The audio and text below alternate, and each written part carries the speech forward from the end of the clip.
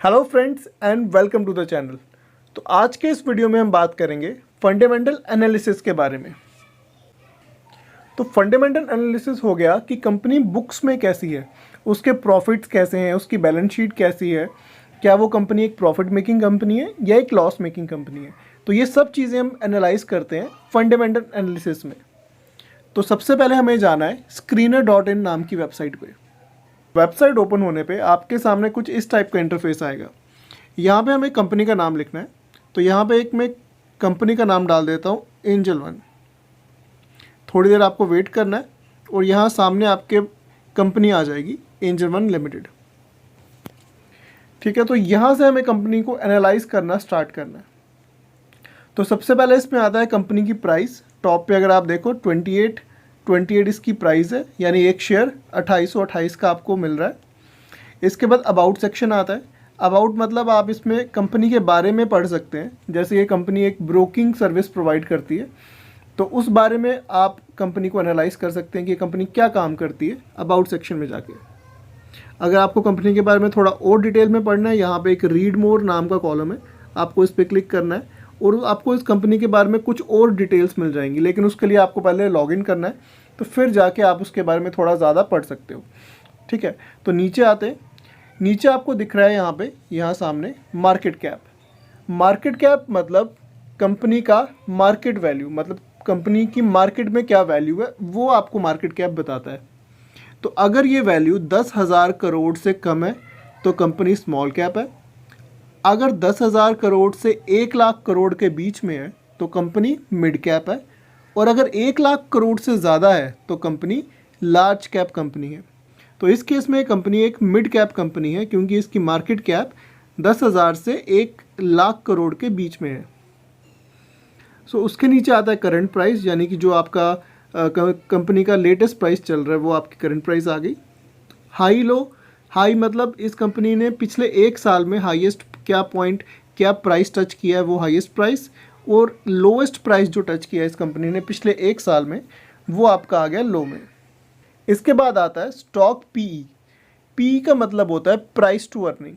मतलब आप simple word में ये समझ लीजिए कि कंपनी अंडर वैल्यूड है, ओवर वैल्यूड है या फेयरली प्राइस्ड है। तो ये आपको पीई बताता है। मैं आपको एक छोटी सी ट्रिक बताऊंगा, उससे आप कंपनी को एकदम एनालाइज कर पाएंगे कि कंपनी क्या आपको अंडर वैल्यूड मिल रही है या आपको ओवर वैल्यूड मिल रही है। ठीक है, इसके बाद आती है बुक वैल्यू। बुक वैल्यू का मतलब कि कंपनी की बुकिश प्राइस क्या है, यानी कागज़ों में वो कंपनी कितने की है। अगर बाई चांस कोई कंपनी बैंकक्रप्ट हो जाए या कंपनी बंद हो जाए तो जो भी कंपनी की बुक वैल्यू होती है आपको एक शेयर उस प्राइस पे आप उस पर सेल कर सकते हैं। अगर आप उस पर इन्वेस्टर हैं, मतलब आपका पैसा डूबेगा नहीं, मिनिमम आपको उतना पैसे का उतने पैसे में आप अपने शेयर्स बेच सकते हैं। उसके बाद आ जाता है डिविडेंड यील्ड। अब डिविडेंड क्या होता है? डिविडेंड आप मान के चलो एक काइंड ऑफ आपका गिफ्ट आप इसको कह सकते हो। बहुत सी कंपनीज जब इनके क्वार्टरली रिजल्ट्स होते हैं तो अपने प्रॉफिट्स में से कुछ पोर्शन ये अपने इन्वेस्टर्स में डिस्ट्रीब्यूट कर देती हैं, तो उसी को डिविडेंड कहते हैं। अब कुछ कंपनी ज़्यादा डिविडेंड देती है, कुछ कंपनीज कम डिविडेंड देती हैं, और कुछ कंपनीज वही पैसा री इन्वेस्ट करके अपने फर्दर क्वार्टर में लगाती हैं, तो वो कंपनी बिल्कुल डिविडेंड नहीं देगी। इसके बाद आता है आरओसी। आरओसी मतलब रिटर्न ऑन कैपिटल एम्प्लॉयड। यानी अगर कंपनी ने 100 रुपया इन्वेस्ट किया है अपनी मैन्युफैक्चरिंग प्रोसेस में, या कोई भी काम करती है अगर कोई कंपनी, तो अगर उसने 100 रुपया लगाया है तो अगर उसको 120 रुपया वो बना रही है तो मतलब वो 20 रुपये का प्रॉफिट जनरेट कर रही है, तो उसका आरओसी हो जाएगा 20%। तो यहाँ ये कंपनी बना रही है 25.8%। मतलब अगर ये 100 रुपया लगा रही है तो ये 100 रुपये पे 25 रुपये कमा रही है। तो जितना ज़्यादा आरओसी होगा उतनी एक अच्छी कंपनी को माना जाता है। तो आरओसी आपका 20 से ऊपर जिस भी कंपनी में होगा वो एक अच्छी कंपनी मानी जाएगी। अगर वो 30 से ऊपर है तो वो एक्सीलेंट कंपनी है। तो 20 से ऊपर जनरली आपको देखना है कि कंपनी का आरओसी 20 के ऊपर होना चाहिए। वैसे ही आरओई होता है। आरओई मतलब रिटर्न ऑन इक्विटी। ये भी आपका 20 से ऊपर होना चाहिए। 20% से ऊपर रहेगा तो आपकी कंपनी एक अच्छी कंपनी है। इसके बाद आपको कंपनी का चार्ट दिख जाता है, लेकिन हमें चार्ट देखना भी होगा तो हम ट्रेडिंग व्यू या ब्रोकर टर्मिनल पे देखेंगे। यहाँ पे इतना अच्छा चार्ट नहीं है। तो मैंने आपको एक चीज़ बताई थी कि मैं आपको एक ट्रिक बताऊंगा कि कैसे आप कंपनी फाइंड करें कि वो अंडर वैल्यूड है या ओवर वैल्यूड। उसके लिए आपको यहाँ पी रेशो वाले पे क्लिक करना है। ये जैसे आप इस पर क्लिक करेंगे चार्ट चेंज हो जाएगा। इसके बाद आपको नीचे ये जो थर्ड ऑप्शन है TTM EPS, इसको ऑफ करना है। अब आपको एक बीच में एक सेंटर लाइन दिख रही होगी, इसको कहते हैं मीडियन लाइन। ये वाली, ये जो लाइन है ये 20 पे लगी हुई है, ठीक है। इसको यहाँ पे से हटाते हैं। डॉटेड लाइन लगी है, बिल्कुल डॉटेड लाइन है। तो ये लाइन इस टाइम इसकी वैल्यू है 19.3। अगर ये कंपनी, कोई भी कंपनी, अगर ये चार्ट इस डॉटेड लाइन के नीचे है, जैसे कि यहाँ पे अगर हम आ जाएं इस पॉइंट पे 21 फरवरी 2025, इस पॉइंट पे ये कंपनी इस डॉटेड लाइन के नीचे थी, तो मतलब ये एक अच्छी प्राइस है इस कंपनी को बाय करने के लिए।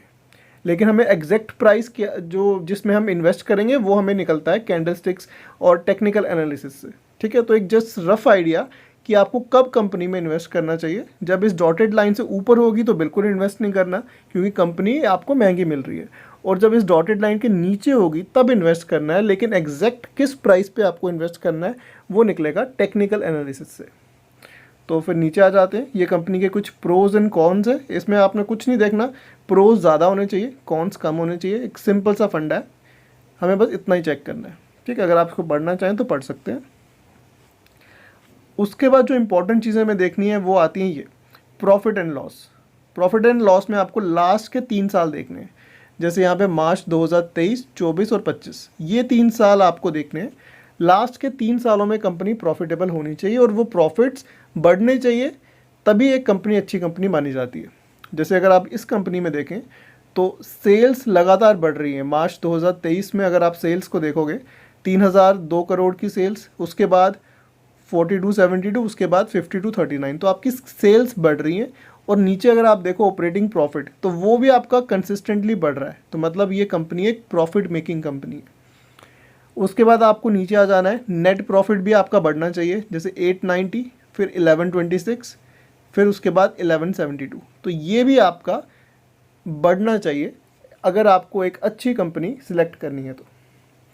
इसके बाद हम नीचे आ जाएंगे। अब यहाँ बहुत सी चीज़ें हैं जो आपको नहीं देखनी है, ठीक है। आपको बस मेन चीज़ें देखनी है। हमें इसमें कोई बैलेंस शीट नहीं बनानी कंपनी की, वो ऑलरेडी इसमें बनी हुई है। हमें बस मेन चीज़ें देखनी है ताकि आप इस कंपनी में एक इन्वेस्ट करने का डिसीजन ले सकें। तो यहाँ बैलेंस शीट भी हमें ज़्यादा कुछ नहीं देखना।